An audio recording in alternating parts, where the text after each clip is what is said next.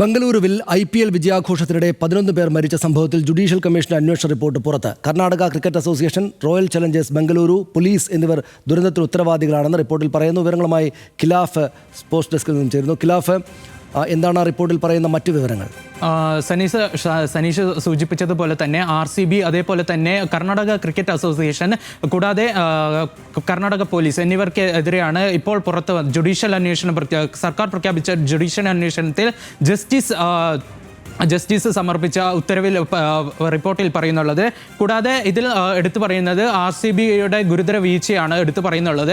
കാരണം ഈ വിജയാഘോഷത്തിൻ്റെ തലേ ദിവസം തന്നെ ബംഗളൂരുവിലെ ടിക്കറ്റ് സൗജന്യമായിരിക്കും, സ്റ്റേഡിയത്തിൽ കയറാനുള്ള ടിക്കറ്റ് സൗജന്യമായിരിക്കും. കൂടാതെ പോലീസിനെ അറിയിക്കുന്നതിലും വീഴ്ച പറ്റിയ RCB ഫ്രാഞ്ചൈസിനെ, കൂടാതെ ഈ ഒരുക്കങ്ങൾ ഒരുക്കാനുള്ള സമയങ്ങൾ ലഭിച്ചില്ലെന്നും പോലീസിനും ഗുരുതര വീഴ്ചയുണ്ടായെന്നും ബാരിക്കേഡ് ഉൾപ്പെടെയുള്ള സംവിധാനങ്ങൾ ഒരുക്കുന്നതിൽ പോലീസിന് വീഴ്ച പറ്റിയെന്നും റിപ്പോർട്ടിൽ പറയുന്നുണ്ട്. അതേസമയം റിപ്പോർട്ടിൽ പറയുന്ന മറ്റൊരു കാര്യം എന്ന് പറയുന്നത് ഇതുപോലെയുള്ള അപകടങ്ങൾ ആവർത്തിക്കാതിരിക്കാൻ നിയമങ്ങൾ കൊണ്ടുവരണമെന്ന് റിപ്പോർട്ടിൽ പറയുന്നുണ്ട്. കൂടാതെ ഈ വിഷയത്തിൽ സിദ്ധരാമയ്യ പ്രതികരിച്ചിട്ടുണ്ട്.